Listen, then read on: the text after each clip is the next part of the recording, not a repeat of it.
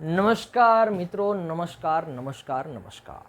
એક વાત કરી લઈએ એટલે જે ચેપ્ટર છે એ આપણે પૂર્ણાહુતિ તરફ તૈયાર કરી દઈએ. બરાબર, ચલો. તો અત્યાર સુધી આપણે શું ભણ્યા એ એકવાર જોઈ લે. તો અત્યાર સુધીમાં આપણે શું ભણ્યા હતા? તો કે સાહેબ સૌથી પહેલા તો આપણે જે યૌવનારંભ છે, બરાબર, યૌવનારંભ કોને કહેવાય એની વાત કરી હતી.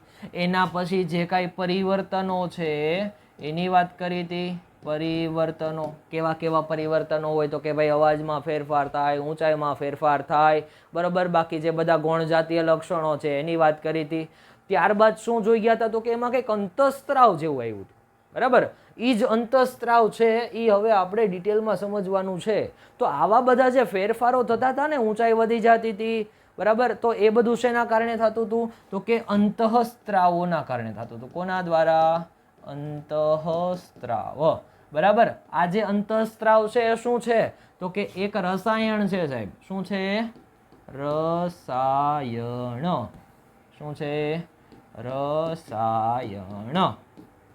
બરાબર, અંતઃસ્ત્રાવ શું છે? એક રસાયણ છે. હવે જો આ રસાયણ છે એ તો સમજી ગયા, પણ આ રસાયણનું કામ શું? અંતઃસ્ત્રાવનું કામ શું? તો કે જે કોઈ પણ સ્પેસિફિક કોઈ અંગ છે એને શું કરશે? તો કે કાર્ય કરવામાં મદદરૂપ કરશે. બરાબર, જો તરુણાવસ્થામાં થતા આ બદલાવ અંતઃસ્ત્રાવો દ્વારા થાય છે. એટલે કે અંતઃસ્ત્રાવો દ્વારા શું થશે? તો કે જે કોઈ પણ અંગનું કાર્ય છે એ અંગ કાર્ય કરશે. અંતઃસ્ત્રાવો એક રાસાયણિક પદાર્થ છે. બરાબર, આપણા શરીરમાં ઘણી બધી રાસાયણિક પ્રક્રિયાઓ થતી હોય છે, જે તમે 10મા ધોરણમાં ને એમ આગળના ધોરણમાં ભણશો, રાસાયણિક પ્રક્રિયાઓ. બરાબર, ચાલો. ત્યારબાદ તે અંતઃસ્ત્રાવી ગ્રંથિઓ અથવા તો અંતઃસ્ત્રાવી તંત્રો દ્વારા ઉત્પન્ન કરવામાં આવે છે. જે કોઈ અંતઃસ્ત્રાવ છે સ્પેસિફિક કોઈ તંત્ર હશે, બરાબર, એ તંત્ર દ્વારા શું કરવામાં આવશે? નિર્માણ કરવામાં આવશે. જો બધા જ પ્રકારના અંગો બધા જ અંતઃસ્ત્રાવો ઉત્પન્ન કરી શકે નહીં. બરાબર, જેમ કે આપણું મગજ છે એ શું કરે? વિચારવાનું કામ કરે. હાથ છે એ શું કરે? તો કે લખવા વાંચવાનું કામ કરવાનું કામ કરે. હાથને કીધું કે ભાઈ તું ખા, તો એ ખાય. હાથ વડે આપણે ખાઈ શકીએ નહીં, પણ હા, હાથ વડે આપણે મોઢામાં મૂકી શકીએ. તો જે અંગ છે એ શું કરશે? સ્પેસિફિક કાર્ય કરશે. એટલે કે અંતઃસ્ત્રાવી તંત્ર અથવા તો અંતઃસ્ત્રાવ દ્વારા શું કરશે? અંતઃસ્ત્રાવી ગ્રંથિઓ દ્વારા એ સ્ત્રાવ પામશે. બરાબર, ત્યારબાદ છે યૌવનારંભની સાથે જ જે શુક્રપિંડ છે એ શું કરશે? તો કે શુક્રકોષ અથવા તો ટેસ્ટોસ્ટેરોનનું નિર્માણ કરશે. જો આ ઇંગ્લિશ નામ છે, પણ ઇંગ્લિશ નામ તમારે યાદ રાખવું પડશે, નકર નહીં મેળ આવે. બરાબર, જો માર્ક લાવવો હોય તો શું કરવું પડશે? આ ટેસ્ટોસ્ટેરોન. ફરીથી બોલો મારી સાથે. શું? ટેસ્ટોસ્ટેરોન. બરાબર, ચાલો. તો શુક્રપિંડમાંથી શેનો સ્ત્રાવ થશે? તો કે સાહેબ ટેસ્ટોસ્ટેરોનનો સ્ત્રાવ થશે. બરાબર, આ અંતઃસ્ત્રાવ જે છે એ છોકરાઓમાં બદલાવનું કારણ છે. બરાબર, જેમ કે ચહેરા પર વાળ ઉગવા. બરાબર, વાળ જો કોઈને દાઢી ઓછી ઉગતી હોય, મૂછ ન આવતી હોય, પછી અમુક જે નરના લક્ષણો હોય સ્પેસિફિક એમાં ન હોય, તો એનું ટેસ્ટોસ્ટેરોન લેવલ કેવું હોય છે? ઓછું હોય છે. એના કારણે શું થાય છે? તો કે એમાં જે ફેરફાર આવવા જોઈએ એ ફેરફાર નથી થતા. ત્યારબાદ છે છોકરીઓમાં યૌવનારંભની સાથે જ શેનું થાય છે? અંડપિંડ. બરાબર, છોકરીઓમાં શું જોવા મળે છે? અંડપિંડ. એટલે કે જે માદા અંતઃસ્ત્રાવ છે, અથવા તો એને કહેવાય ઇંગ્લિશમાં ઇસ્ટ્રોજન. બરાબર, જો અહીંયા નામ યાદ રાખજો ખાસ. જો નર છે તો એનામાં કયો હશે? ટેસ્ટોસ્ટેરોન. જો માદા છે તો એનામાં શું હશે? ઇસ્ટ્રોજન. બંને અંતઃસ્ત્રાવના નામ તમારે શું યાદ રાખવા પડશે? આ નામ જે છે એ યાદ રાખવા પડશે. બરાબર, ત્યારબાદ છે જેનાથી સ્તન વિકસિત થઈ જાય છે. એટલે કે સ્તન વિકસિત થવાનું કાર્ય કોના દ્વારા થશે? તો કે ઇસ્ટ્રોજન લેવલ દ્વારા થશે. બરાબર, ત્યારબાદ છે દૂધસ્ત્રાવી ગ્રંથિઓ. બરાબર, તે સ્તનની અંદર વિકસિત થઈ જાય છે. જો પહેલેથી જ તે છોકરીઓમાં કઈ સ્તન ગ્રંથિ વિકસિત ન હોય, એનામાં જે દૂધ સ્ત્રવણ ક્ષમતા છે પહેલેથી વિકસિત ન હોય, આ બધી ક્યારે વિકસિત થશે? તો કે જ્યારે એનામાં ઇસ્ટ્રોજન જે છે એ ઉત્પન્ન થતું થશે, એ ઇસ્ટ્રોજન કાર્ય કરતું થશે, ત્યારે શું થશે? તો કે સ્તનની અંદર જે દૂધ સ્ત્રાવી ગ્રંથિઓ છે એ વિકાસ પામવા માંડશે. ત્યારબાદ છે અંતઃસ્ત્રાવોનું ઉત્પાદનનું નિયંત્રણ એક અન્ય અંતઃસ્ત્રાવી ગ્રંથિ દ્વારા થાય. બરાબર, નર હોય કે માદા, બંનેમાં જે નર છે એમાં પણ માદા છે એમાં પણ. બરાબર, નરમાં કયું આપણે જોઈ ગયા હતા? તો આને શું કહેવાશે? શુક્રપિંડ. શું કહેવાશે? શુક્રપિંડ. ચલો ચલો, આમાં કયો હશે? તો કે અંડપિંડ. શું હશે? આ અંડપિંડ. ચાલો, આપણે જોઈ ગયા શુક્રપિંડ દ્વારા શેનું નિર્માણ થશે? તો કે સાહેબ ટેસ્ટોસ્ટેરોન. શેનું નિર્માણ થશે? ટેસ્ટોસ્ટેરોન. બરાબર. અંડપિંડ દ્વારા શેનું નિર્માણ થશે? તો કે સાહેબ ઇસ્ટ્રોજન.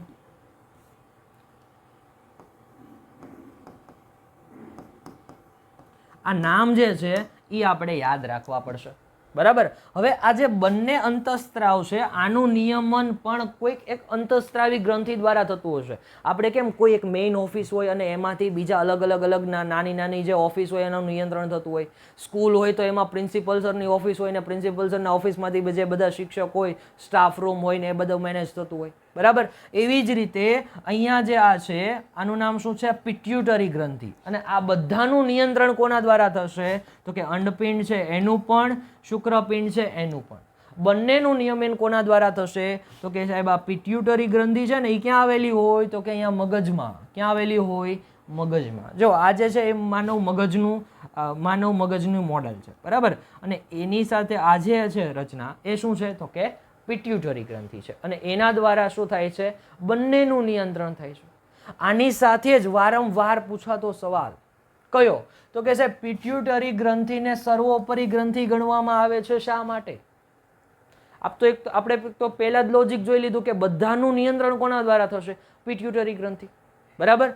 તો એને જ શું કહેશું આપણે? સર્વોપરી ગ્રંથિ કહેશું. બરાબર. પિટ્યુટરી ગ્રંથિ મગજ સાથે જોડાયેલી અંતઃસ્ત્રાવી ગ્રંથિ છે. ચાલો, ત્યારબાદ પિટ્યુટરી ગ્રંથિ દ્વારા સ્ત્રવતા અંતઃસ્ત્રાવો જનનપિંડ. જનનપિંડ એટલે શું? કે જે શુક્રપિંડ અને અંડપિંડ છે તો એના દ્વારા જે ઉત્પન્ન કરવા માટે ઉત્તેજિત કરે છે. ક્લિયર? ત્યારબાદ છે થાઇરોઇડ તેમજ એડ્રિનલ ગ્રંથિ પિટ્યુટરી ગ્રંથિ દ્વારા સ્ત્રવિત અંતઃસ્ત્રાવોના માધ્યમ દ્વારા મળતા આદેશ મુજબ જ પોતાના અંતઃસ્ત્રાવોને મુક્ત કરે છે. એટલે કે જે આ બધા અંતઃસ્ત્રાવો છે થાઇરોઇડ, બરાબર, તો એમાંથી શું થશે? તો કે જ્યારે એને પિટ્યુટરી ગ્રંથિ છે એ સંદેશો આપશે કે ભાઈ હવે તારે સ્ત્રાવ થવાનું છે ત્યારે જ એનું સ્ત્રાવ થશે. એટલે કે પૂરતું નિયમન કોના હાથમાં છે? પિટ્યુટરી ગ્રંથિના હાથમાં છે. એટલે પિટ્યુટરી ગ્રંથિ કેવી ગણાય છે? સર્વોપરી ગ્રંથિ ગણાય છે. પિટ્યુટરી ગ્રંથિના સ્ત્રાવ વડે થાઇરોઇડ, એડ્રિનલ અને જનનપિંડના સ્ત્રાવોનું નિયમન થાય છે. જો બધા જનું નિયમન કોના હાથમાં છે?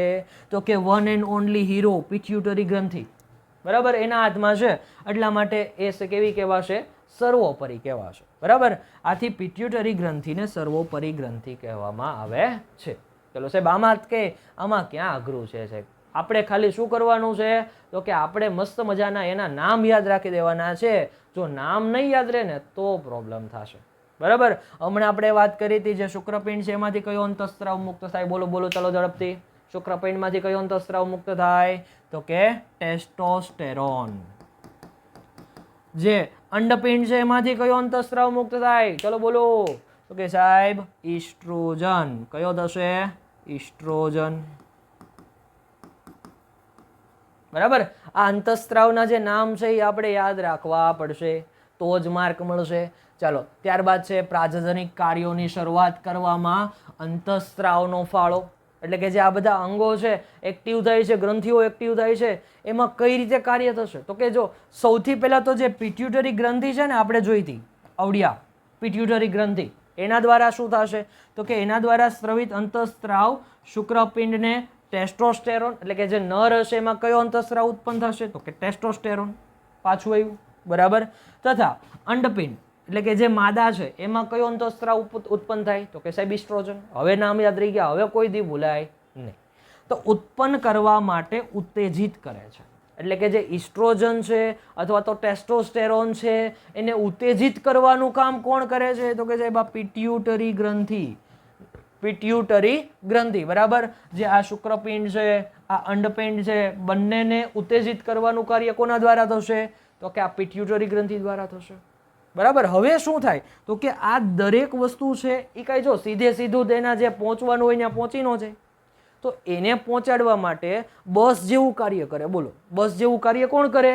તો કે ભાઈ આપણું શરીરનું રુધિરમાં બેસી જાય તો કે રુધિર પ્રવાહમાં મુક્ત થાય તથા રુધિરના વિભિન્ન ભાગોમાં, વિભિન્ન ભાગો એટલે કયા? તો કે જ્યાં એને પહોંચવાનું હોય ને એ. બરાબર. તો એને શું કહેશું આપણે? લક્ષ્યાંગ સ્થળ સુધી પહોંચી જાય. તો તો જે અંતઃસ્ત્રાવો મુક્ત થશે એ અંતઃસ્ત્રાવો ક્યાં ભળી જશે? તો કે સાહેબ રુધિરમાં ભળી જાય, અને રુધિરમાં ભળી જાય પછી શું થાય? તો કે તરુણાવસ્થા દરમિયાન શરીરમાં થતા ફેરફારોને એ ઉત્તેજિત કરે છે, બરાબર? આ રીતે કોઈ પણ અંતઃસ્ત્રાવ છે એ કાર્ય કરશે. તો એવું પણ પૂછાઈ શકે કે અંતઃસ્ત્રાવી ગ્રંથિ છે એ કઈ રીતે કાર્ય કરી શકે? જો આપણે સવાલ જોઈએ કઈ રીતે આપણને જે સવાલ છે એ પૂછી શકાય, તો આપણને કંઈક આવી રીતે પૂછાય કે અંતઃસ્ત્રાવ કેવી રીતે કાર્ય કરે છે, ચાર્ટ સહિત સમજાવો. બરાબર, આવો સવાલ પૂછાય 3 માર્કમાં કે ભાઈ અંતઃસ્ત્રાવો કઈ રીતે કાર્ય કરે છે, જલ્દી જલ્દી સમજાવો. ચાલો, તો અંતઃસ્ત્રાવ આપણને આ રીતે કાર્ય કરીને દેશે કે અંતઃસ્ત્રાવી ગ્રંથિઓ અંતઃસ્ત્રાવને સીધા જ ક્યાં ઠાલવે છે? રુધિરમાં ઠાલવે છે. રુધિર પાછું બસ જેવું કાર્ય કરશે, એને ક્યાં સુધી લઈ જશે? તો કે એના લક્ષ્યાંક સ્થળ સુધી લઈ જશે, બરાબર? જેમ કે અહીંયા રુધિર દ્વારા અંતઃસ્ત્રાવો તેના લક્ષ્યાંક સ્થળ એટલે કે શરીરના વિશિષ્ટ ભાગ, એટલે કે વિશિષ્ટ ભાગ એટલે શું? કે જ્યાં એને લઈ જવાનો છે ત્યાં સુધી લઈ જશે, એટલે કે ત્યાં સુધી પહોંચાડી દેશે. તો લક્ષ્યાંક સ્થળ અંતઃસ્ત્રાવ સાથે પ્રતિક્રિયા કરે છે. પ્રતિક્રિયા એટલે શું? પ્રક્રિયા કરે છે. શું કરે છે? પ્રક્રિયા કરે છે, બરાબર? ત્યારબાદ છે લક્ષ્યાંક સ્થળની પ્રતિક્રિયાને પરિણામે શરીરમાં ચોક્કસ લક્ષણો કે પરિવર્તનો ઉત્તેજિત થાય છે. દાખલા તરીકે પિટ્યુટરી ગ્રંથિ દ્વારા સ્રવિત અંતઃસ્ત્રાવના નિયંત્રણ હેઠળ જાતીય અંતઃસ્ત્રાવો સ્રવે છે. હવે જો હું જાતીય અંતઃસ્ત્રાવ બોલું એટલે તમારે મનમાં સમજી જવું જોઈએ કે હું કયા અંતઃસ્ત્રાવની વાત કરું છું, બરાબર? ચલો, જાતીય અંતઃસ્ત્રાવ સ્રવે છે તો શુક્રપિંડમાંથી, હવે જો ખબર પડી જ જવી જોઈએ કયું આવશે? ટેસ્ટોસ્ટેરોન. શુક્રપિંડમાંથી કયો સ્રવે? ટેસ્ટોસ્ટેરોન. અંડપિંડમાંથી કયો સ્રવશે? તો કે સાહેબ ઇસ્ટ્રોજન. હવે નામ ન ભૂલાય, રેવડી? ચાલો, ઇસ્ટ્રોજન રુધિર પ્રવાહમાં મુક્ત થઈ લક્ષ્યાંક સ્થળ સુધી પહોંચે છે અને લક્ષ્યાંક સ્થળ પર પ્રતિક્રિયાને પરિણામે યૌવનારંભ દરમિયાન શરીરમાં પરિવર્તનોને ઉત્તેજિત કરે છે. તો આ રીતે મસ્ત મજાનું તમારે સમજાવી દેવાનું. એકવાર સમજાવી દીધું, જો આ લખાણ થયું અને આ એનો ચાર્ટ થયો.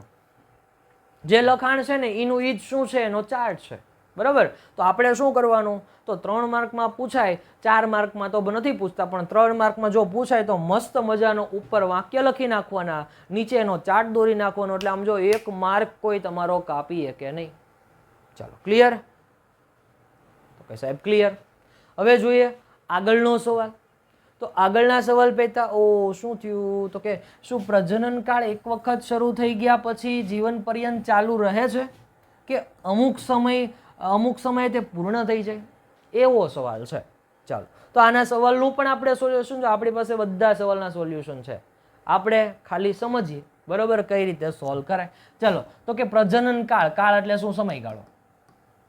કાળ એટલે શું? કે એક વખત પ્રજનનનો સમયગાળો શરૂ થઈ ગયો તો એ જીવન પર્યંત ચાલ્યા રાખશે કે અમુક સમય પછી એ નિશ્ચિત થઈ જશે, પૂર્ણ થઈ જશે? ચાલો જોઈએ. જો હવે થોડોક કોમ્પ્લિકેટેડ સવાલ કહી શકાય અને મોસ્ટ આઈએમપી સવાલ કહી શકાય. કેવો સવાલ? તો કે પ્રજનન કાળની અવધિ, બરાબર? આમાં ઘણા બધા સવાલ છે એ પૂછાઈ શકે. મેં આખી જે તમારો ટોપિક છે ને એને અહીંયા ચાર્ટ સ્વરૂપે દર્શાવી દીધો છે. આ ચાર્ટ બીજે કંઈથી તમને નહીં જોવા મળે, એટલે બીજે કાંઈ ગોતવાય ન રહેતા, બરાબર? તમારે શું કરવાનું કે બુક કાઢીને આ મસ્ત મજાનો ચાર્ટ દોરી દેવાનો છે, બરાબર? સૌથી પહેલાં જોઈએ કે જ્યારે આપણે 10 થી 12 વર્ષની ઉંમરના હતા ત્યારે શું થયું હતું? તો કે યૌવનારંભની શરૂઆત થઈ હતી. શું થયું હતું? તો કે યૌવનારંભની શરૂઆત થઈ હતી, બરાબર? હવે શું થશે? હવે જો જ્યારે કોઈ પણ સ્ત્રી હશે ને, કોઈ પણ છોકરી હશે, કોઈ પણ માદા હશે, એ 10 થી 12 વર્ષની ઉંમરે સૌથી પહેલા એને રક્તસ્ત્રાવ થાય. એ રક્તસ્ત્રાવને આપણે કહેશું રજોદર્શન, બરાબર? શું કહેશું? રજોદર્શન. જો અહીંયા તમને વ્યાખ્યા લખી દીધેલી છે. રજોદર્શન અને રજોનિવૃત્તિ વચ્ચેનો ભેદ સ્પષ્ટ કરો, એમાં તમને અહીંયા લખી દીધેલી છે. તો કે રજોદર્શનનો અર્થ તરુણીમાં યૌવનારંભની શરૂઆતમાં થતો પ્રથમ ઋતુસ્ત્રાવ છે, બરાબર? શું છે? પ્રથમ ઋતુસ્ત્રાવ છે. હવે સવાલ થશે કે સાહેબ આ પાછું નવું લઈ આવ્યા, એક વસ્તુ આવડે તો એક નવું લઈ આવો, એક વસ્તુ આવડે તો એક નવું લઈ આવો. તો ઋતુસ્ત્રાવ સમજી લઈએ. ચાલો, અહીંયા શું થશે? તો કે પ્રથમ ઋતુસ્રાવ થશે અને એ ઋતુસ્રાવને આપણે શું કહેતા હતા? રજો દર્શન. જો સૌથી પહેલી વાર થાય એટલે આપણે શું કહેતા હતા? રજો દર્શન. બરાબર. ચાલો, એમાં શું થાય તો કે અંડકોષ હોય ને એ પરિપક્વ થાય. શું થાય? અંડકોષ પરિપક્વ થાય અને પરિપક્વ થયા બાદ શું થાય છે તો કે 28 થી 30 દિવસમાં અંડપિંડ દ્વારા અંડકોષ છે એ મુક્ત થાય. અહીંયા જો હંમેશા યાદ રાખજો, કેટલા અંડકોષ હશે તો કે એક જ અંડકોષ હશે એ મુક્ત થશે. એક કરતાં વધારે અંડકોષ છે એ સામાન્ય સ્થિતિમાં ઉત્પન્ન થઈ શકશે નહીં. બરાબર. ચલો પહેલેથી જોઈ લઈએ. 12 વર્ષની ઉંમરમાં શું જોવા મળે તો કે તરુણીમાં સૌથી પ્રથમ ઋતુસ્રાવ છે જોવા મળે. એનું નામ આપણે શું કીધું હતું તો કે રજો દર્શન કીધું હતું. બરાબર. હવે જ્યારે અંડકોષ છે એ પરિપક્વ થશે ત્યારે શું જોવા મળશે તો કે 28 થી 30 દિવસમાં તમને શું જોવા મળશે તો કે અંડપિંડ દ્વારા જે છે એ અંડકોષ મુક્ત થશે. હવે જો મુક્ત થવાની બે પરિસ્થિતિ છે. પહેલી પરિસ્થિતિમાં એવું આપણે જોઈએ કે ફલન થાય. હવે જો ફલન તમે આગળના ચેપ્ટરમાં ભણી ગયા. બરાબર. ફલન એટલે શું થશે કે જ્યારે નરકોષ છે એ જે માદા કોષ સાથે જોડાશે તો એને આપણે શું કહેશું? ફલન. બરાબર.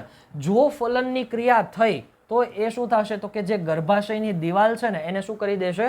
જાડી કરી દેશે. બરાબર. એકદમ મજબૂત કરી દેશે. ચાલો, તો ગર્ભાશયની દિવાલ જો મજબૂત થાય તો શું થશે તો કે એ જે સ્ત્રી છે, એ જે તરુણી છે એ શું થશે તો કે ગર્ભ ધારણ કરવા માટે સક્ષમ બનશે. બરાબર. ચલો, પહેલેથી જો પ્રથમ ઋતુસ્રાવ થાય ત્યારે શું થતું હતું તો કે જો ફલનની ક્રિયા થઈ તો શું થાય? ગર્ભાશયની દિવાલ જાડી થઈ જાય. જો ગર્ભાશયની દિવાલ જાડી થાય તો શું થાય તો કે ગર્ભધારણ થાય. અને જો ગર્ભધારણ થાય તો એના પરિણામે જે બાળક છે એનો વિકાસ પામે છે. બરાબર. અને 9 મહિનાને અંતે આપણને શું થાય છે તો કે બાળકનો જન્મ થાય છે. એવું આપણે આના આગળના ચેપ્ટરમાં શીખી ગયા છીએ. પણ જો ફલન ન થાય તોની પરિસ્થિતિ આપણે જોવાની છે. બરાબર. એને જ શું કહેવાશે તો કે ઋતુચક્ર કહેવાશે. ચલો, સૌથી પહેલા તો કે 10 થી 12 વર્ષની ઉંમરે શું થતું હતું તો કે પ્રથમ ઋતુસ્રાવ થતો હતો. બરાબર. અંડકોષ છે પરિપક્વ થતો હતો અને દર 28 થી 30 દિવસમાં અંડપિંડ જે છે એ શું કરતો હતો કે એક અંડકોષ મુક્ત કરતો હતો. હવે જો એ ફલનની ક્રિયા ન થાય એટલે કે જે શુક્રકોષના સંપર્કમાં ન આવે તો શું થાય તો કે જે ગર્ભાશયની દિવાલ છે ને એ તૂટી જાય. જો ફલન થતું હતું તો ગર્ભાશયની દિવાલ જાડી મજબૂત બનતી હતી. પણ અહીંયા શું થશે? ફલન ન થાય તો એ કુદરતી રીતે શું થશે? તૂટી જશે. અને જો તૂટી જશે તો શું થશે તો કે એક રુધિરનો સ્ત્રાવ તમને અહીંયા જોવા મળશે. બરાબર. જેને આપણે બ્લીડિંગ કહીએ છીએ. તો અહીંયા રક્તસ્ત્રાવ જે તમને જોવા મળે છે એને જ આપણે શું કહીએ છીએ તો કે માસિક સ્ત્રાવ, ઋતુસ્ત્રાવ અથવા તો રજોસ્ત્રાવ કહીએ છીએ. બરાબર. શું કહીએ છીએ? માસિક સ્ત્રાવ, ઋતુસ્ત્રાવ અથવા તો રજોસ્ત્રાવ કહીએ છીએ. બરાબર. અને જે ક્યાં સુધી થશે તો કે દર 28 થી 30 દિવસમાં એકવાર થશે. જો આ સમયગાળો ફિક્સ હોય, જ્યારે તરુણી નાની હશે, કોઈ પણ છોકરી નાની હશે ત્યારે આ સમયગાળો જે ફિક્સ નહીં હોય. પણ જ્યારે તમે અમુક ઉંમર પછીના થઈ જશો, બરાબર, ત્યારથી એ સમયગાળો કેવો થઈ જશે? ફિક્સ થઈ જશે. બરાબર. ચલો, પહેલેથી એકવાર ક્વિક રિવિઝન કરી લઈએ. સૌથી પહેલા શું થતું હતું કે સૌથી પહેલો જે આપણને ઋતુસ્રાવ જોવા મળે એને શું કહેતા હતા તો કે રજો દર્શન કહેતા હતા. બરાબર. એના પછી સાહેબ શું થાય તો એના પછી અંડકોષ પરિપક્વ થાય. અને પરિપક્વ થયા પછી શું થતું હતું તો કે 30 થી 28 દિવસે શું થતો હતો તો કે અંડપિંડ છે એમાંથી એક અંડકોષ મુક્ત થતો હતો. જો એનું ફલન થાય તો શું થતું હતું તો કે સાહેબ તો ગર્ભાશયની જે દિવાલ છે ને એ શું થઈ જતી હતી? જાડી થઈ જતી હતી. બરાબર. અને ગર્ભાશયની દિવાલ જાડી થયા પછી એ શું થાય તો કે ગર્ભધારણ કરીને છેલ્લે બાળકમાં પરિણમે છે. ચાલો, હવે જો ફલન ન થાય તો શું થાય તો કે જે ગર્ભાશયની દિવાલ હતી એ ત્યાંથી તૂટી જશે. અને જો તૂટી જશે તો ત્યાંથી શું થશે તો કે સાહેબ રુધિર જે છે એનો સ્ત્રાવ થશે. રુધિર ત્યાંથી વહી જશે અને એને જ આપણે શું કહેતા હતા? માસિક સ્ત્રાવ, રજોસ્ત્રાવ અથવા તો ઋતુસ્ત્રાવ. બરાબર. અને એનો સમયગાળો કેટલો તો કે 28 થી 30 દિવસમાં એક જ વાર. ક્લિયર? એટલું. ચાલો, હવે સવાલ કંઈક એવો હતો કે ક્યાં સુધી આ શક્ય છે? તો અહીંયા 45 થી 50 વર્ષની ઉંમર સુધી આ શક્ય છે. અને પછી એવું પોસિબલ થશે કે જે રજો નિવૃત્તિની ક્રિયા થશે. રજો નિવૃત્તિ એટલે શું કે જે અંતિમ ઋતુસ્રાવ છે એ થશે અને એને આપણે શું કહીએ છીએ? રજો નિવૃત્તિ કહીએ છીએ. ચલો હવે આ ટોપિકમાં કઈ ડાઉટ રહેવો જોઈએ નહીં. જે પેલો ચાર્ટ છે એ તમે એકવાર લખી લેજો, બરાબર, અને એના આધારે તમે સમજવાનો પ્રયત્ન કરશો તો એકદમ સમજાઈ જશે. ચાલો રેવડી. હવે આગળ જોઈએ પાછો સવાલ કે રજો દર્શન અને રજો નિવૃત્તિ વચ્ચેનો જે ભેદ છે એ શું છે? તો કે રજો દર્શનનો અર્થ તરુણીમાં યૌનારંભની શરૂઆતમાં થતો પ્રથમ ઋતુસ્રાવ છે. હવે જો પ્રથમ ઋતુસ્રાવ છે એટલે કે ત્યારે શું થશે? તો કે ઋતુસ્રાવ થવાની શરૂઆત થશે. શરૂઆતનો જે પ્રથમ ઋતુસ્રાવ છે એને આપણે શું કહેતા હતા? તો કે રજો દર્શન કહેતા હતા. અને રજો નિવૃત્તિનો અર્થ શું થશે? તો કે 50 થી 45ની ઉંમરે શું થશે? તો કે ઋતુસ્રાવ બંધ થઈ જવાની ક્રિયા છે એને આપણે શું કહેશું? રજો નિવૃત્તિની ક્રિયા કહેશું. ચાલો ક્લિયર? હા. હવે જો આ જે સવાલ ભણ્યા હતા ને, આ જે ટોપિક ભણ્યા ને, આના આધારે અઢળક સવાલ છે જે આપણા ક્લિયર થઈ ગયા. બરોબર, જોઈએ જો ઘણા બધા સવાલ હશે આના આધારે જ છે એકદમ, બરાબર. જો અંડકોષ ફલિત ન થાય તો શું થાય? અહીંયા જ આપણે જોઈ ગયા હતા. જો ફલનની ક્રિયા ન થાય તો શું થાય? તો કે ગર્ભાશયની દિવાલ તૂટી જાય, રક્તસ્રાવ થાય અને એને જ આપણે શું કહેતા હતા? તો કે માસિક સ્ત્રાવ કહેતા હતા. તો જો અંડકોષ ફલિત થાય તો શું થાય? તો આપણે અહીંયા જ જોઈ ગયા હતા કે જે ફલનની ક્રિયા છે ફલનની ક્રિયા થશે અને ફલનની ક્રિયાના પરિણામે શું થાય? તો કે જે ગર્ભાશયની દિવાલ છે એ જાડી થાય અને જો ગર્ભાશયની દિવાલ જાડી થાય તો ગર્ભધારણ થાય અને અંતે શું થાય? તો કે જે બાળક છે એમાં પરિણમતું હતું. બરાબર, એના ઉપરથી જ અહીંયા સવાલ છે કે જો અંડકોષ ફલિત થાય તો યુગ્મનજ બને છે. આ યુગ્મનજ એટલે શું? તો કે જે અંડકોષ અને શુક્રકોષનું જોડાણ છે એને જ આપણે શું કહેતા હતા? અંડકોષ કહેતા હતા. સોરી, યુગ્મનજ કહેતા હતા. યુગ્મનજ વિભાજિત થઈ ગર્ભમાં પરિણમે છે. હવે ગર્ભાશયની દિવાલ કેવી બની જાય? તો કે જાડી બની જાય અને વિકાસ પામવા માંડે. બરાબર, અને તે ફળ સ્વરૂપે શું થાય? તો કે જે ગર્ભધારણ થાય છે અને સ્થાપિત ગર્ભ ભ્રૂણમાં પરિણામે અને અંતે શિશુ તરીકે એનો જન્મ થાય છે. બરાબર, આખો જ ટોપિક આગળના ચાર્ટમાં જે છે એ જ પ્રમાણે છે. આ પણ સવાલ ઋતુસ્રાવ શું છે એ પણ આપણે ક્યાં ભણી ગયા? તો કે સાહેબ આગળનો જે ચાર્ટ છે ને એમાં ભણી ગયા. બરાબર, હવે ખાલી આપણે એને વાક્ય સ્વરૂપે લખતા શીખવાનું છે. તો સ્ત્રીમાં 12 થી 13 વર્ષની વયથી લગભગ 28 થી 30 દિવસના અંતરાલે પ્રજનન માર્ગથી શરીરની બહાર થતા રક્તસ્રાવને શું કહેવામાં આવે છે? ઋતુસ્રાવ કહેવામાં આવે છે. સમયગાળો મિત્રો ખાસ યાદ રાખજો, કેટલા દિવસ છે? 28 થી 30 દિવસ છે. બરાબર, ચાલો. સ્ત્રી ગર્ભવતી ન થાય ત્યાં સુધી 12 થી 13 વર્ષની વયથી લગભગ 45 થી 50 વર્ષની ઉંમર સુધી જે પ્રતિમાસ છે એ શું થાય છે? ઋતુસ્રાવ થાય છે. અંડપિંડમાંથી મુક્ત થયેલા અંડકોષનું જો ફલન ન થાય તો તેવી સ્થિતિમાં અફલિત અંડકોષ તથા ગર્ભાશયનું અંદરનું સ્તર તેમજ રુધિર વાહિનીઓ સાથે તૂટવા લાગે છે, જેનાથી શું થતો હતો? તો કે રક્તસ્રાવ થતો હતો અને તેને જ આપણે શું કહીએ છીએ? ઋતુસ્રાવ કે રજોસ્રાવ કહીએ છીએ. બરાબર, આખી જ પ્રોસેસ જો અહીંયા આપણે જોઈ ગયા છીએ કે જો ફલન ન થાય તો ગર્ભાશયની દિવાલ તૂટે, રક્તસ્રાવ થાય અને શું થાય? માસિક સ્ત્રાવ થાય છે. બરાબર, તો ઋતુસ્રાવ એ શું છે? તો કે સ્ત્રી કોઈ પણ ગર્ભવતી નથી તેની નિશાની છે. બરાબર, એટલે કે જ્યારે કોઈ પણ સ્ત્રી ગર્ભવતી થશે ત્યારે એને જે માસિક સ્ત્રાવ છે એ થશે નહીં. બરાબર, ચાલો આગળનો સવાલ જોઈએ કે ઋતુસ્રાવ ચક્રમાં શાનો સમાવેશ થાય છે? આ ઘટનાનું નિયંત્રણ કોના દ્વારા થાય છે? તો આ પણ ભણી ગયા આપણે કે ઋતુસ્રાવ ચક્રમાં અંડકોષનું પરિપક્વ થવું, તેનું મુક્ત થવું, મુક્ત થવાની ઘટનાને આપણે અંડપાત કહીએ છીએ, અને કોષ દિવાલનું જાડું થવું, ફલન ન થવાની ક્રિયા. જો આ ઋતુસ્રાવ ચક્ર છે એટલે કે આ નીચેનું જ ચક્ર આપણે યાદ રાખવાનું છે. આ નીચેનું જ ચક્ર આપણે યાદ રાખવાનું છે. બરાબર, આમાં જે કોઈ ઘટના તમને જોવા મળે છે એ તમારે અહીંયા દર્શાવવાની છે. તો કે ફલન ન થવાની ક્રિયા, સ્થિતિમાં ગર્ભાશયની અંદરની દિવાલનું તૂટવું, આ બધી બાબત જે છે એનો સમાવેશ થાય છે. અને ઋતુસ્રાવ ચક્રનું નિયંત્રણ અંતઃસ્ત્રાવો દ્વારા થાય છે. બરાબર, કોના દ્વારા થાય છે? કે અંતઃસ્ત્રાવો દ્વારા થાય છે. બરાબર, હજી જુઓ છેલ્લો સવાલ.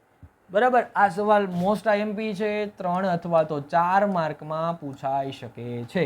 કયો સવાલ છે? તો કે સ્ત્રીમાં ઋતુસ્રાવ ચક્ર સમજાવો. બરાબર, જો હવે જે આખો ચાર્ટ આપણે ભણ્યા હતા ને એનું આખા ચક્રનો સાર આમાં આપી દીધો છે. જો તમને ચક્ર પહેલા મોઢે આવડી ગયું હોય ને તો આ સવાલનો જવાબ છે ને આમ ચપટી વગાડતા યાદ રહી જશે, નકર એમ થાય કે ઓ સાહેબ એટલું બધું લખવાનું, તો હા લખવું પડે. જો માર્ક જોતા હોય તો તમારે લખવું પડશે. ચાલો, તો સ્ત્રીમાં પ્રજનન અવસ્થા ક્યારથી શરૂ થશે? તો કે 10 થી 12 વર્ષની ઉંમરથી શરૂ કરીને 45 થી 50 વર્ષની ઉંમર સુધી દર 28 થી 30 દિવસના અંતરાલે ઋતુસ્રાવની ઘટના જોવા મળે છે. તો ઋતુસ્રાવ ચક્રનું નિયંત્રણ ઋતુસ્રાવો દ્વારા થાય છે. બરાબર, હમણાં આપણે આગળ વાત કરી તે પ્રમાણે સ્ત્રીમાં પ્રજનન અવસ્થાના પ્રારંભથી અંડપિંડમાં અંડકોષો પરિપક્વ થવા લાગે છે. બંને અંડપિંડ પૈકી વારાફરતી પ્રતિમાસ એક અંડપિંડમાંથી એક અંડકોષ મુક્ત થાય છે. આપણે વાત કરી હતી કેટલા અંડકોષ મુક્ત થશે? હંમેશા એક. આ સમયમાં ગર્ભાશયની જે દિવાલ છે ગર્ભધારણ કરી શકે તે માટે કેવી થાય છે? જાડી થાય છે. અંડકોષ મુક્ત થયા બાદ જો ફલિત ન થાય તો શું થતું હતું? કે જે ગર્ભાશયની દિવાલ હતી એ તૂટી જતી હતી. તો અહીંયા ગર્ભધારણ કરવાની તૈયારી નકામી થાય છે. તો આ સ્થિતિમાં ફલિત અંડકોષ અને ગર્ભાશયનું અંદરનું જાડું સ્તર તેમજ તેની રુધિરવાહિનીઓ તૂટવા લાગે છે, જેનાથી રુધિરમાં સ્ત્રાવ થાય છે, સ્ત્રીઓમાં સ્ત્રાવ થાય છે, અને એને જ આપણે શું કહીએ છીએ? ઋતુસ્ત્રાવ કહીએ છીએ. ઋતુસ્ત્રાવ ચક્રમાં અંડકોષનું પરિપક્વ થઈ અંડપિંડમાંથી મુક્ત થવું, ગર્ભાશયની દિવાલ જાડી થવી અને ફલન ન થતાં આ દિવાલનું તૂટવું વગેરેનો સમાવેશ થાય છે. હવે જો આ સવાલ તમને એવું નથી લાગતું કે આની પહેલાંનો તો આપણે ભણી ગયા, આ બધો જે ટોપિક છે એની પહેલાં ભણી ગયા એવું નથી લાગતું? આ આખો ટોપિક પાકો કરી નાખો એટલે આ આગળના બધા જ સવાલ તમારા પાકા થઈ જશે. બરાબર, આમાં નવું કંઈ નથી, એકની એક જ વસ્તુ છે, પણ કઈ રીતે પૂછેલી છે? તો કે નાના નાના સવાલ આધારિત તમને પૂછેલી છે, જેથી કરીને તમને એવું લાગશે કે ઓ સાહેબે તો આટલું બધું કરાવી દીધું, ખાલી વાંચી જ ગયા, પણ ભાઈ આ વાંચ્યું નથી. આપણે જે ચાર્ટ ભણ્યા હતા ને એના જેવું જ છે. બરાબર, ચલો, પ્રજનન સંબંધિત કઈ ખોટી માન્યતા સમાજમાં પ્રવર્તે છે જેને છોડવી જોઈએ? જો ઘણી બધી આવી માન્યતાઓ છે કે આપણે જોઈએ કે ઋતુસ્રાવના સમયે જો કોઈ છોકરી છોકરાને જુએ તો તે ગર્ભવતી બની જાય છે. હવે આવું વિચારો તો પોસિબલ થઈ શકે? આપણે પ્રજનનનું ચેપ્ટર ભણ્યા હતા, પ્રજનનમાં શું જોઈ ગયા હતા? કે જ્યારે નરના શુક્રકોષ અને માદાના શું હશે? અંડકોષ, આ બંને એકબીજા સાથે ભળે ત્યારે શું થતું હતું? યુગ્મનજનું નિર્માણ થતું હતું, અને યુગ્મનજના નિર્માણથી શું થતું હતું? બાળકનું નિર્માણ થતું હતું. હવે અહીંયા આવી ઘટનામાં કોઈ બાળકનું નિર્માણ થઈ શકે? તમે વિચારો તો. બરાબર, એટલે આવી જે માન્યતા છે એ આપણે શું કરવી જોઈએ? દૂર કરવી જોઈએ. ત્યારબાદ છે સંતાનની જાતિ માટે તેની માતા જવાબદાર છે. બરાબર, ઘણી બધી સિરિયલમાં તમે એવું જોતા હશો, પણ આનો રીઝન આપણે આને પછીના ટોપિકમાં જ સમજીએ. સંતાનની જાતિ માટે હંમેશા કોણ જવાબદાર છે? એના પિતા જવાબદાર છે, નહીં કે માતા. બરાબર, જે માતા છે એમાં તો XX રંગસૂત્ર આવેલા હોય છે, પણ જે પિતા છે ને એમાં કયા રંગસૂત્ર આવેલા હોય? XY. હમણાં આપણે જોઈએ. ચાલો, ત્યારબાદ છે ઋતુસ્ત્રાવની અવસ્થામાં છોકરીનું રસોડામાં કામ કરવું નિષેધ છે. એટલે કે નિષેધ એટલે શું? કે છોકરી જે રસોડામાં કામ ન કરી શકે. જો આવું કોઈ વસ્તુ છે નહીં. બરાબર, કોઈ પણ સાયન્સ આના પાછળનું છે નહીં.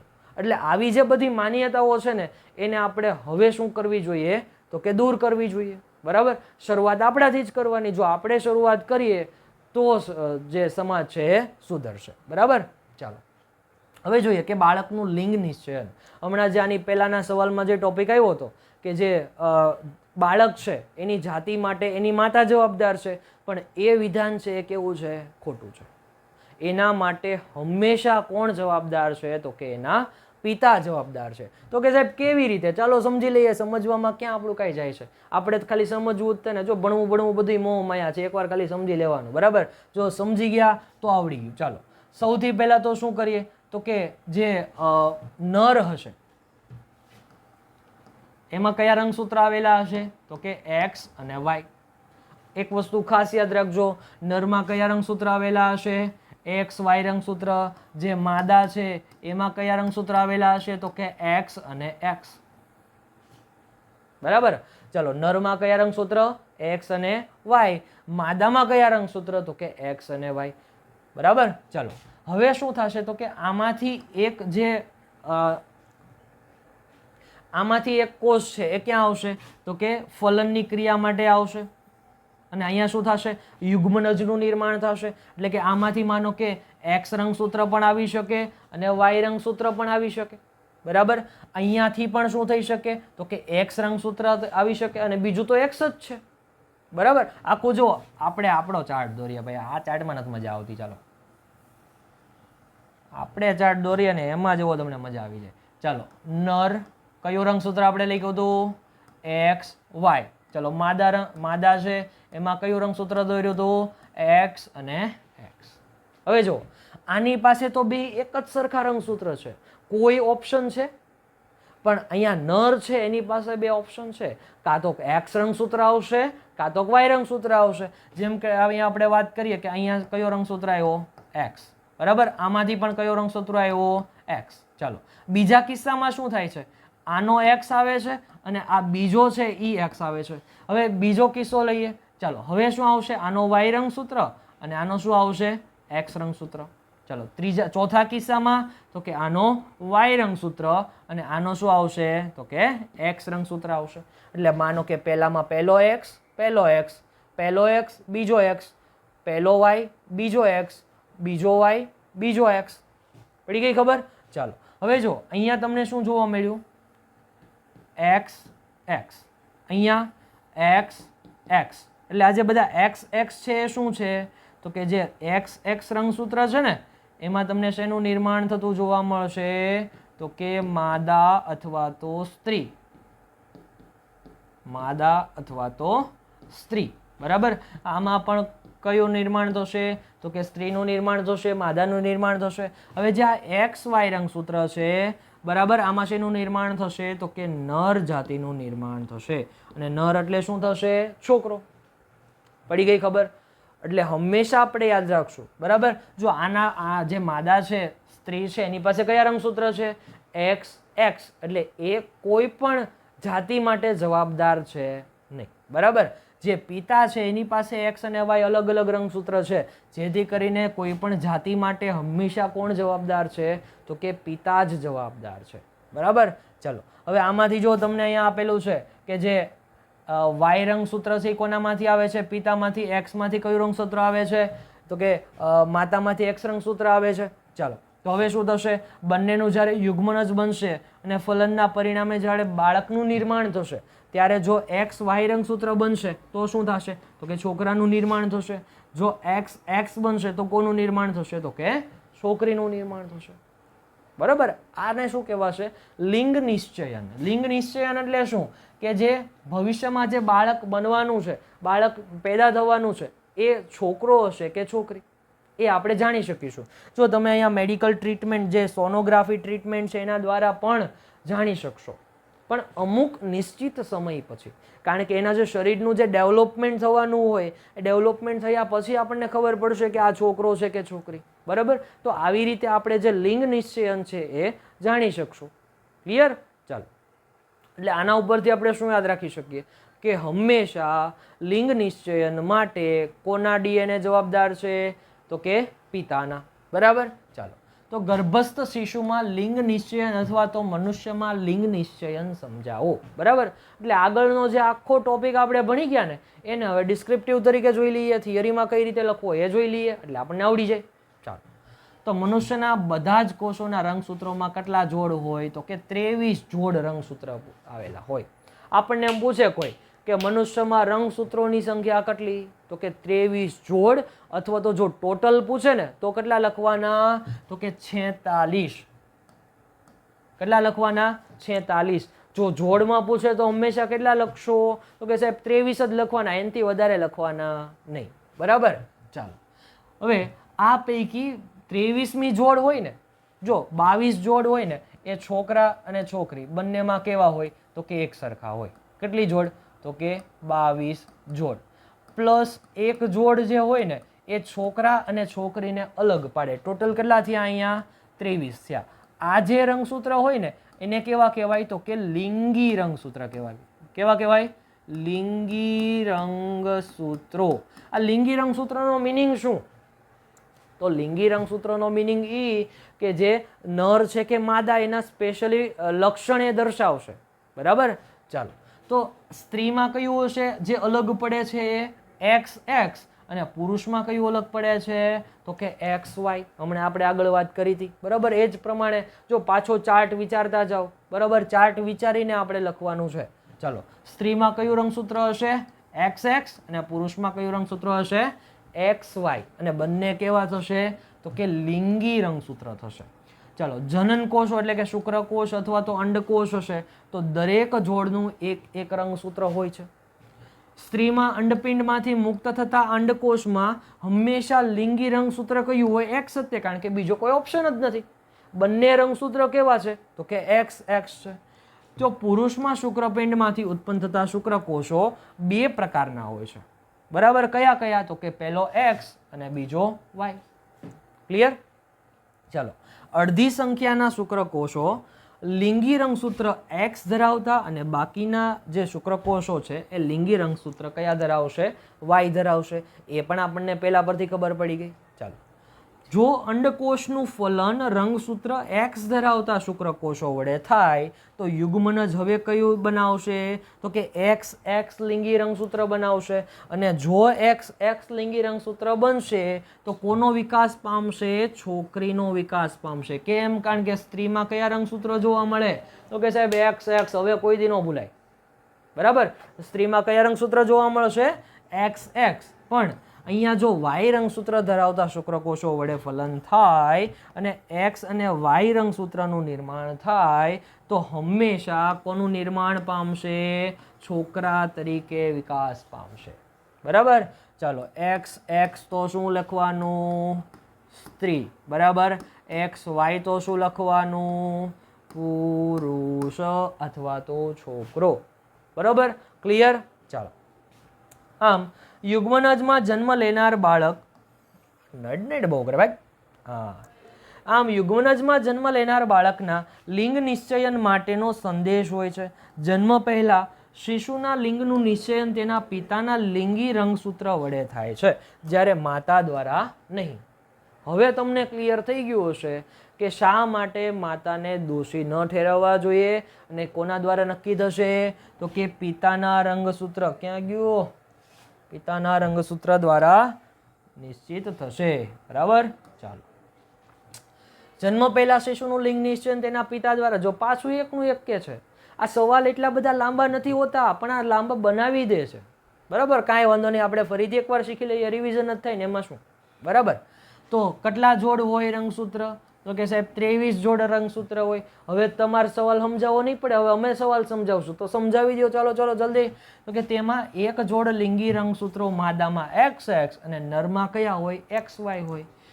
અફલિત અંડકોષમાં હંમેશા એક એક્સ રંગસૂત્ર હોય અને જ્યારે શુક્રકોષ હશે એમાં કયું હશે એક્સ અથવા તો વાય. જો અહીંયા બે ઓપ્શન છે, અહીંયા હંમેશા કેટલા ઓપ્શન છે એક ઓપ્શન છે કે જો એક્સ રંગસૂત્ર ધરાવતો શુક્રકોષ અંડકોષનું ફલન કરે તો યુગ્મનજમાં કયું થશે તો કે એક્સ એક્સ લિંગી રંગસૂત્ર બનશે. અને જો એક્સ એક્સ લિંગી રંગસૂત્ર બને તો શેના તરીકે વિકાસ પામશે તો કે એ માદા શિશુમાં વિકાસ પામશે બરાબર. એવી જ રીતે જો વાય રંગસૂત્ર ધરાવતો શુક્રકોષ હોય અને અંડકોષનું ફલન કરે તો એમાં કયું થશે તો કે એક્સ વાય લિંગી રંગસૂત્ર દ્વારા થાય. અને હવે એક્સ વાય લિંગી રંગસૂત્ર છે એ શેમાં પરિણમે તો કે શિશુમાં વિકાસ પામે છે. એટલે કે આખું કોના હાથમાં છે તો કે જે શુક્રકોષમાં રહેલા રંગસૂત્ર ઉપર આધાર રાખશે. તો જન્મ પહેલા શિશુનું જે લિંગ નિશ્ચયન છે એ હંમેશા કોના દ્વારા થશે એના પિતાના લિંગી રંગસૂત્ર દ્વારા થશે બરાબર. હવે મગજમાં એક પણ પ્રકારનો ડાઉટ રહેવો જોઈએ નહીં. ચાલો, હવે જો લિંગી અંતઃસ્ત્રાવો સિવાયના અન્ય અંતઃસ્ત્રાવો. આ તો બે પ્રકારના હતા. ટોટલ કેટલા હતા તો કે 23 જોડ રંગસૂત્ર હતા. ટોટલ 23 જોડ એટલે ટોટલ થયા કેટલા 46. જો જોડ પૂછે તો 23. ક્લિયર? ઓકે. ચાલો, હવે જો આપણે વાત કરીએ એડ્રીનલ ગ્રંથિની બરાબર. ઘણા બધાના આવા ગળા તમે જોયા છે આવડા મોટા મોટા થઈ ગયા હોય બરાબર. પછી ઘણા બધા આવું ડાયાબિટીસ મપાવા જતા હોય. તો આવા બધા જે રોગો છે ને એ કોના કારણે થાય તો કે જો યોગ્ય માત્રામાં જે હોર્મોન્સ છે અંતઃસ્ત્રાવો છે એ કાર્ય ન કરતા હોય ને તો એ તમને આવા પ્રકારના જે રોગો છે એ જોવા મળશે બરાબર. જેમ કે જે એડ્રિનલ ગ્રંથિ છે એ કયા અંતઃસ્રાવ મુક્ત કરશે? તો કે એડ્રિનાલિન અંતઃસ્રાવ મુક્ત કરશે. અને આ જે એડ્રિનાલિન અંતઃસ્રાવ છે ને એને આપણે શું કહેશું? તો કે વૃદ્ધિ અંતઃસ્રાવ. શા માટે વૃદ્ધિ અંતઃસ્રાવ? તો કે જેવું નામ તેવું કામ, એકે 56. શું? તો કે વૃદ્ધિ સાથે સંકળાયેલું છે ભાઈ.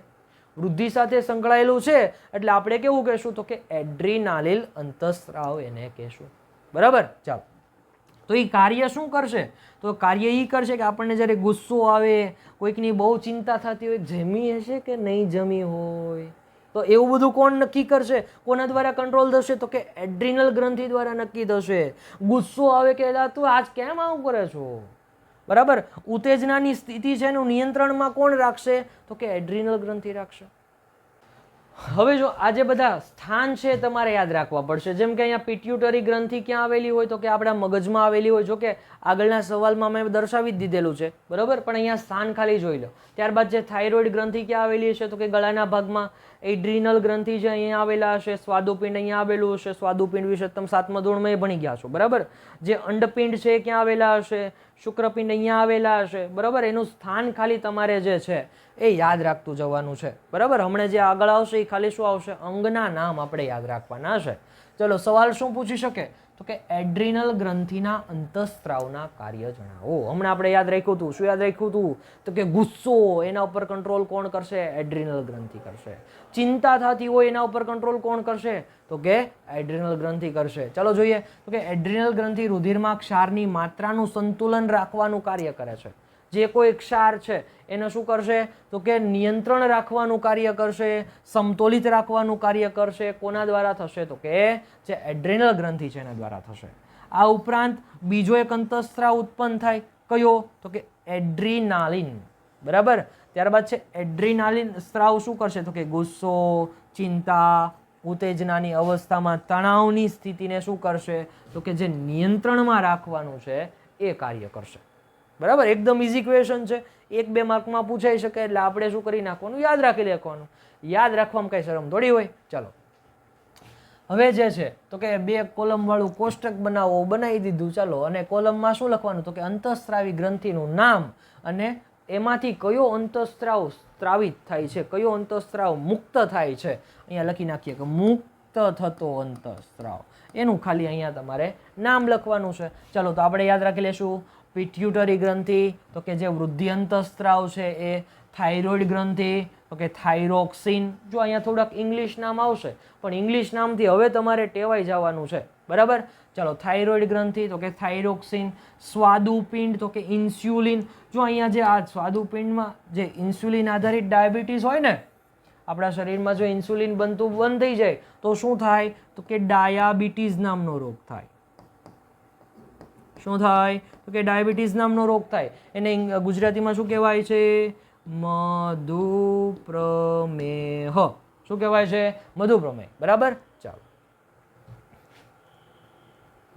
ત્યારબાદ છે એડ્રિનલ ગ્રંથિ તો કે એડ્રિનાલિન અંતઃસ્રાવ થશે. ત્યારબાદ છે શુક્રપિંડ તો કે એમાંથી શેનો અંતઃસ્રાવ મુક્ત થશે? તો કે ટેસ્ટોસ્ટેરોન. આપણે યાદ રાખ્યું હતું લેક્ચરના સ્ટાર્ટિંગમાં. અહીંયા અંડપિંડ છે એમાંથી કોનો સ્ત્રાવ થશે? તો કે ઇસ્ટ્રોજનનો સ્ત્રાવ થશે, બરાબર. ચલો, ફરીથી એકવાર. પિટ્યુટરી ગ્રંથિ તો કે વૃદ્ધિ અંતઃસ્રાવ. થાઇરોઇડ તો કે થાઇરોક્સિન. સ્વાદુપિંડ ઇન્સ્યુલિન. એડ્રિનલ તો કે એડ્રિનાલિન. શુક્રપિંડ તો કે ટેસ્ટોસ્ટેરોન. અને જે અંડપિંડ છે એ ઇસ્ટ્રોજન. હવે તમને એમ થશે કે સાહેબ આટલા બધા નામ થોડા યાદ રખાય? તો ભાઈ આ આટલા બધા નામ નથી. આ 2 નામ તો આપણે લેક્ચરના સ્ટાર્ટિંગમાં જ યાદ રાખ્યા હતા. શુક્રપિંડ અને અંડપિંડમાંથી કયા સ્ત્રાવ થાય? તો કે ટેસ્ટોસ્ટેરોન, ઇસ્ટ્રોજન. એ તો ખબર પડી ગઈ. હવે જુઓ, આના નામ ઉપરથી જ એનું અંતઃસ્રાવનું નામ છે તો એ ભૂસી નાખીએ, બરાબર. સ્વાદુપિંડ તો કે એ ઇન્સ્યુલિન આધારિત ડાયાબિટીસ થાય તો આપણને ઈ યાદ રહી જાય. ચાલો, ત્યારબાદ છે થાઇરોઇડ તો કે થાઇરોક્સિન. આઈ જેવું નામ તેવું અંતઃસ્રાવનું નામ, બરાબર. એક ખાલી પિટ્યુટરી ગ્રંથિ તો કે સાહેબ એ તો આપણે સવાલમાં યાદ રાખ્યું કે જે પિટ્યુટરી ગ્રંથિ છે એ કેવી છે? તો કે જે વૃદ્ધિ અંતઃસ્રાવ, બરાબર, એની સાથે સંકળાયેલું છે. ચાલો, તો આટલા નામ તો આપણને એકદમ ઇઝી યાદ રહી જાય છે, બરાબર. ચાલો જોઈએ. હવે શું પૂછ્યું છે? તો કે મનુષ્યની શરીરની અંતઃસ્રાવી ગ્રંથિઓના સ્થાન જણાવી. હવે જો એનું સ્થાન જણાવવાનું છે પાછું ક્યાં છે? અને અંજાર સંબંધિત 2 રોગોની માહિતી આપો. બરાબર, આપણે એના વિશે થતા રોગ જે આપણે અહીંયા જોઈ ગયા હતા. બરાબર, જો આ માસીનું ગળું મોટું જબર ફૂલી ગયું છે, આ શું થયું છે? તો કે આ ગોઈટર નામનો રોગ થયો છે. કયો રોગ છે? આ ગોઈટર. બરાબર, અને આનું નામ તો ખબર જ છે, ડાયાબિટીસ. બરાબર, આ 2 રોગ વિશે હવે આપણે માહિતી મેળવવાની છે. પણ એની પહેલા શું કહેવું પડશે કે કયો અંતઃસ્ત્રાવ છે એ ક્યાં અંગમાં આવેલો હશે? જેમ કે અહીંયા જે પિટ્યુટરી ગ્રંથિ છે એ ક્યાં આવેલી હશે? તો કે આપણા મગજના ભાગમાં. બરાબર, હમણાં આપણે આગળ જે ફોટો જોયો હતો તો એ મગજના ભાગમાં શું આવેલું હશે? પિટ્યુટરી ગ્રંથિ આવેલી હશે. આ થાઇરોઇડ ગ્રંથિ છે એ ક્યાં આવેલી છે? તો કે ગ્રીવા, એટલે કે અહીંયા ગળાના ભાગમાં અહીંયા આવેલી હતી. બરાબર, ત્યારબાદ છે સ્વાદુપિંડ ક્યાં આવેલું હશે? તો કે ઉદરપટમાં. હવે આ ઉદર, જો આ ઉંદર નથી હો ભાઈ, ઇટ ઇઝ નોટ ઉંદર, પણ આ શું છે? ઉદર છે. હવે જો આ ઉદર ને ઉરસ ને આવું બધું તમારા બાયોલોજીમાં ભણવાનું આવશે, પણ આનો મિનિંગ શું? માનો કે જો આવો એક મસ્ત મજાનો આપણે બાબલો દોરીએ, આવા હાથ હોય નહીં પણ આપણે રાખી દઈએ. ચાલો હવે એલા સાહેબ તમે કાનનો દોર્યા, વાળનો દોર્યા, દોરી નાખીએ, કાંઈ વાંધો નહીં, ચાલો. બરાબર, હવે જો આ જે શરીર, આ જે પેટ છે ને આને કહેવાય ધડ. શું કહેવાય? ધડ. બરાબર, ધડના આપણે એક્ઝેક્ટ વચ્ચેથી 2 ભાગ પાડીએ, કાપી નથી નાખવાના હો, ખાલી સમજવા પૂરતા 2 ભાગ પાડવાના છે. બરાબર, અને આ નીચેનો જે ભાગ છે એને શું કહેશું? તો કે ઉદર. ઉપરનો જે ભાગ છે એને શું કહેશું? તો કે ઉરસ. બરાબર, ઉપરના ભાગને શું કહેશું? ઉરસ, અને નીચેના ભાગને શું કહેશું? ઉદર. તો કે સાહેબ આવું ન યાદ રહે, તો આવું કેમ યાદ રાખવું? તો આપણે ગણપતિ બાપાને યાદ કરવાના કે ગણપતિ બાપ્પા મોર્યા, એનું નામ શું છે? લંબોદર. લંબોદર એટલે શું? મોટી ફાંદાળા. મોટી ફાંદાળા એટલે શું? લંબોદર. એટલે કે જેનું ઉદર લાંબુ છે, મોટું છે, એવા એને આપણે શું કહેશું? લંબોદર.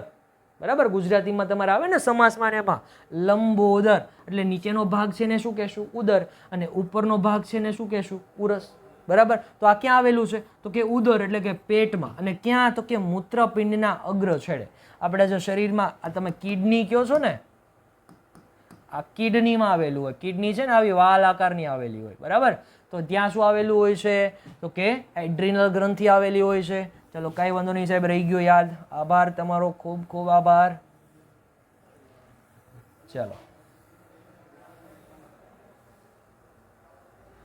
હવે આગળ જોઈએ તો કે જનનપિંડ. એમાં કયા આવશે? તો કે એક શુક્રપિંડ અને બીજું અંડપિંડ. બરાબર, તો એ ક્યાં આવેલા હોય? તો કે શરીરની બહાર. હવે જો જે શુક્રપિંડ હશે ને એ શુક્રપિંડ ક્યાં આવેલા હશે? શરીરની બહાર. પણ અહીંયા જો એક્ઝેક્ટ સ્થાન કોઈ પૂછે, સોરી, શું કહેવાનું? તો કે વૃષણ કોથળીમાં. શું કહેવાનું? વૃષણ કોથળીમાં. બરાબર, જો આ જે શુક્રપિંડ છે એ શરીરની બહાર રહે ને, આનું પણ એક લોજિક હોય. કારણ કે જે છોકરાઓમાં છે એ શરીરનું તાપમાન છે એ જાળવી રાખવાનું હોય. બરાબર, એ તમે મોટા ધોરણમાં આવશો ત્યારે તમને ભણવામાં આવશે. ત્યારબાદ જે અંડપિંડ છે એ ક્યાં હોય? તો કે ઉદરના નીચલા ભાગમાં. આપણે વાત કરી હતી ઉદર. બરાબર, ઉદર એટલે શું? પેટનો ભાગ. એની નીચેના ભાગમાં શું આવેલું હોય? તો કે અંડપિંડ આવેલા હોય.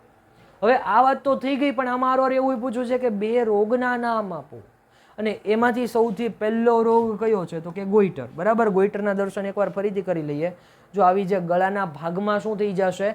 ગાંઠ થઈ જશે. બરાબર, આ ગાંઠ થઈ જશે અને આપણે શું કહેશું? ગોઈટર કહેશું. ત્યાં હોજો આવી ગયો એમ નહીં કહીએ. હોજામાં ગોઈટરમાં ફરક હોય. ખુલી જાય ને ભાઈ? હા, જો ખુલી ગયો. આપણું કીધું કરે જ તે. ચાલો, તે થાઇરોઇડ ગ્રંથિનો રોગ છે. કોનો રોગ છે? થાઇરોઇડ ગ્રંથિ. ક્યાં આવેલું હોય? તો કે ગ્રીવા ગળામાં. બરાબર, એનો શું થઈ જાય? સોજો આવી જાય. આહારમાં આયોડિનની ઉણપથી ગોઈટર રોગ થાય છે. તમે જો કોઈ પણ એડવર્ટાઇઝમેન્ટ નમકની જોતા હો ને તો ખાસ કરીને એમાં આવે આયોડિન યુક્ત નમક. શું આવે? આયોડિન યુક્ત નમક. ઈ શા માટે? તો કે જો આયોડિનનો આહારમાં ઉણપ હોય ને તો શું થઈ જાય? ઉણપ એટલે શું? ખામી. શું થશે? ખામી. બરાબર, આયોડિનનો જો ઉણપ હોય ને તો શું થાય? તો કે ગોઈટર રોગ થઈ જાય. એટલે આપણે જો મીઠું ખાઈએ ને તો આયોડિન વાળું જ ખાવાનું. બરાબર, તમે લેવા જશો ને એટલે પેકેટ ઉપર લખેલું હોય આયોડિનની માત્રા કેટલી છે, એકવાર જોઈ લેવાની. ચાલો, તો આયોડિનની ઉણપથી શું થશે તો કે ગોઈટર રોગ થશે, તો કે તેમાં થાઇરોઇડ ગ્રંથિનું કદ અસાધારણ રીતે વધી જાય, અસાધારણ એટલે અનલિમિટેડ રીતે વધી જ રહ્યા છે, બરાબર. અને અહીંયા ભાગ છે ને આખો આમ ગાંઠો થઈ જશે, ફૂલી જશે. થાઇરોક્સિનનું ઉત્પાદન થતું નથી, એટલે આ અંતઃસ્ત્રાવ છે ને એ કાર્ય કરવાનું બંધ થઈ જશે, ફેક્ટરી બંધ થઈ જાય, બોલો, કારખાને તાળું લાગી જાય. ચાલો, ત્યારબાદ છે ડાયાબિટીસ, મધુપ્રમેહ.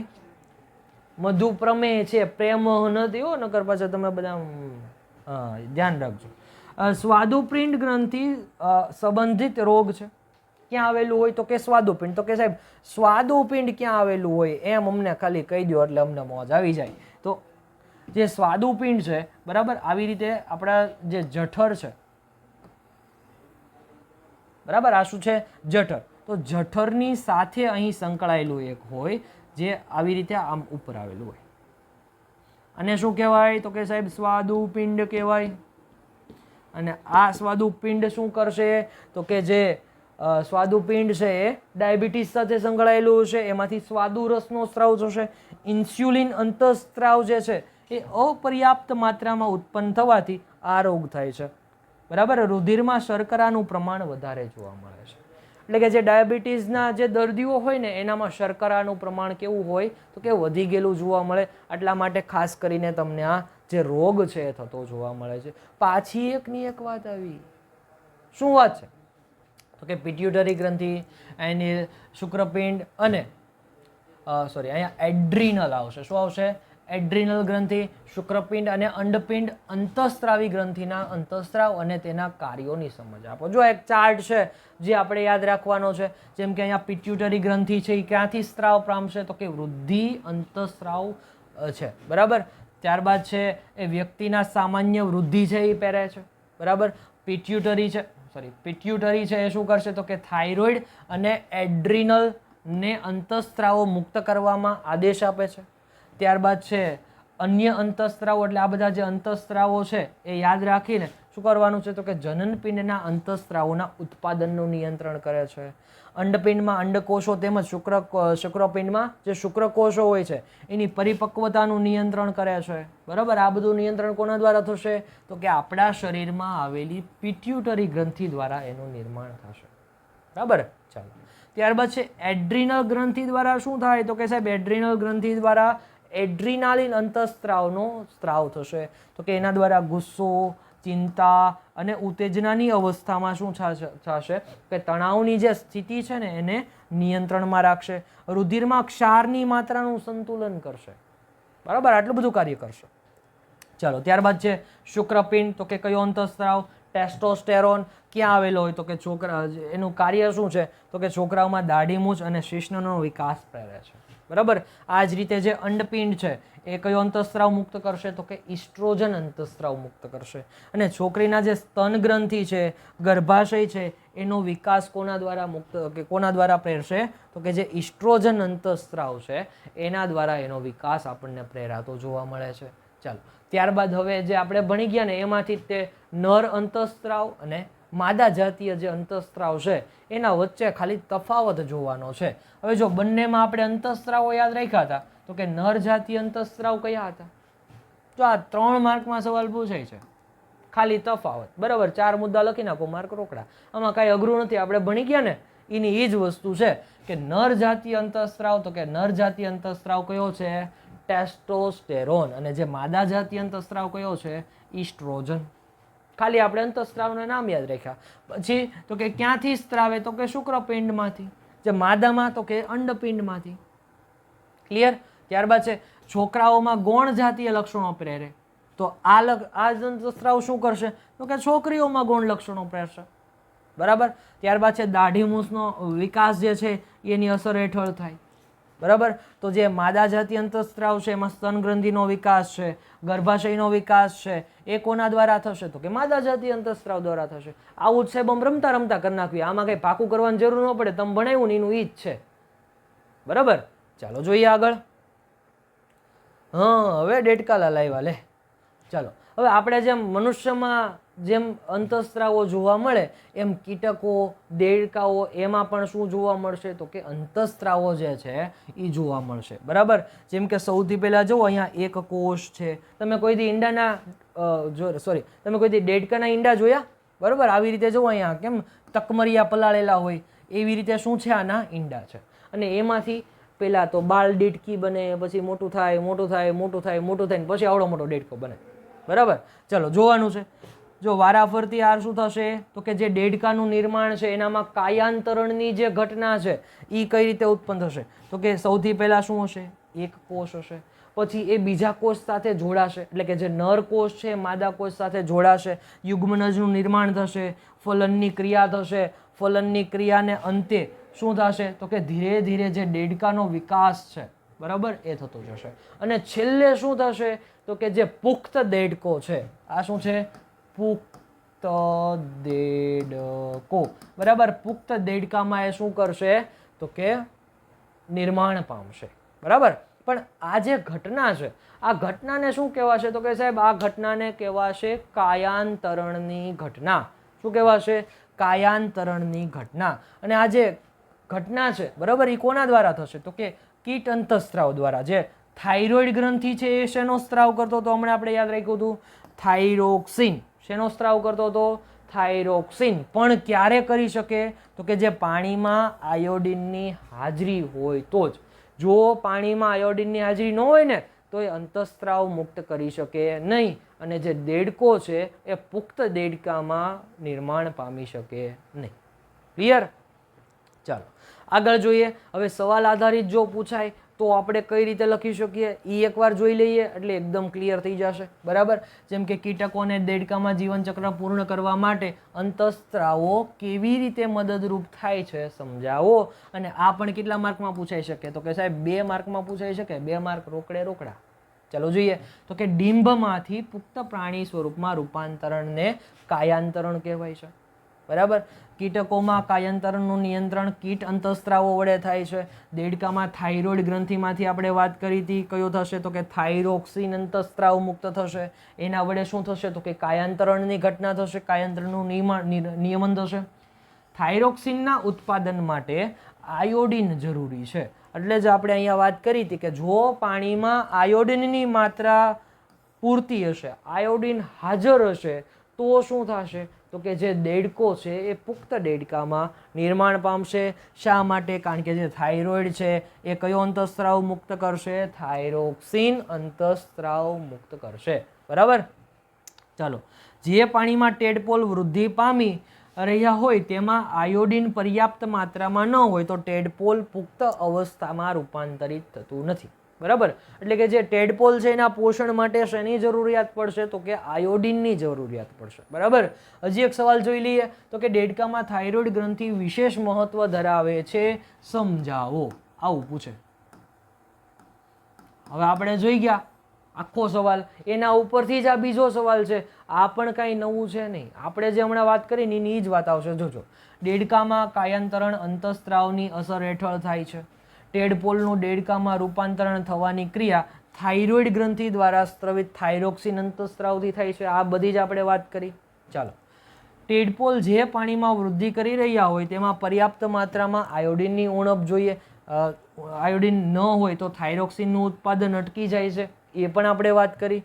થાઇરોક્સિનના અભાવે ટેડપોલનું પુખ્ત દેડકામાં રૂપાંતરણ થતું નથી. આથી દેડકામાં થાઇરોઇડ ગ્રંથિ વિશેષ મહત્વ ધરાવે છે. તો પ્રભુ આટલું ન લખતા આવડે તમને બરાબર? આવું જ લખવાનું છે. આવું લખી નાખશો એટલે માર્ક તમને મળી જશે. લ્યો, આજનું કામ અહીંયા આપણું પૂરું બરાબર. હવે થોડું ઘણું બાકી છે પણ એમાં તમને બહુ મજા આવે એવું છે બરાબર. આપણે ખાવા પીવાની બહુ બધી મસ્ત મજાની વાત કરશું પણ અહીંયા સુધી એકવાર છે એ જોઈ લેજો, રિવિઝન કરી લેજો બરાબર. કાંઈ પણ પ્રોબ્લેમ હોય તો બિંદાસ જણાવી દેજો. ફરી મળીએ નેક્સ્ટ લેક્ચરમાં. જય હિન્દ, જય ભારત.